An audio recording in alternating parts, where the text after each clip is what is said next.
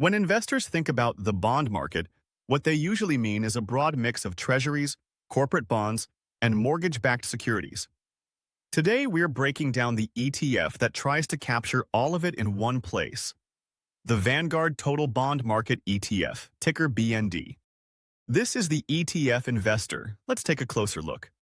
BND is designed to track a broad, market value-weighted index of U.S. dollar-denominated, investment-grade, taxable fixed income securities with maturities of at least 1 year. In plain terms, it aims to represent the core of the U.S. investment-grade bond market in a single fund. The portfolio includes U.S. Treasuries, agency bonds, investment-grade corporate bonds, and mortgage-backed securities. It excludes high-yield bonds, inflation-protected securities, and tax-exempt municipal bonds. The goal is coverage, not yield maximization or rate speculation. One of BND's defining features is its scale. The fund holds more than 10,000 individual bond issues, making it one of the most diversified bond ETFs available. This massive breadth helps reduce issuer-specific risk and smooth out idiosyncratic credit events. BND is also known for its low cost, which is one of Vanguard's core strengths. When it comes to bond investing, where expected returns are generally lower than equities, keeping expenses down matters a lot.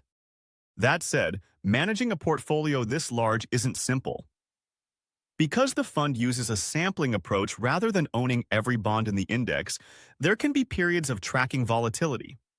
Over time, BND has tracked its benchmark very closely, but short-term deviations can occur due to cash flows, bond liquidity, and index changes. From a benchmark perspective, BND fits almost perfectly with what most investors think of as the total U.S. bond market. Any differences in coverage are trivial and unlikely to materially affect long-term outcomes. Now let's talk about how BND actually behaves in a portfolio. BND sits in the intermediate-term duration range, which means it has moderate sensitivity to interest rate changes.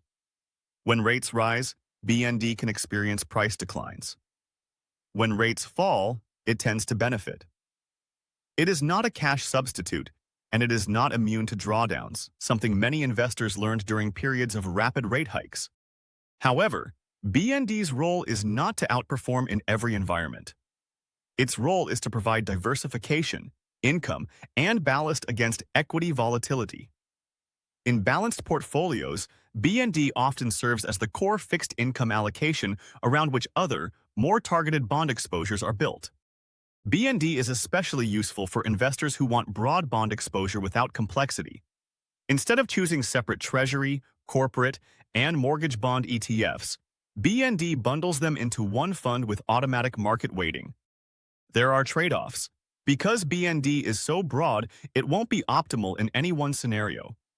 It won't protect as well as short-term treasury funds when rates rise, and it won't provide the upside of long-duration bonds when rates fall sharply. It's designed to sit in the middle. So who is BND best for? First, long-term investors building balanced portfolios. Second, retirement investors who want income and diversification without managing multiple bond funds. Third, investors who value simplicity, scale, and low costs over tactical precision.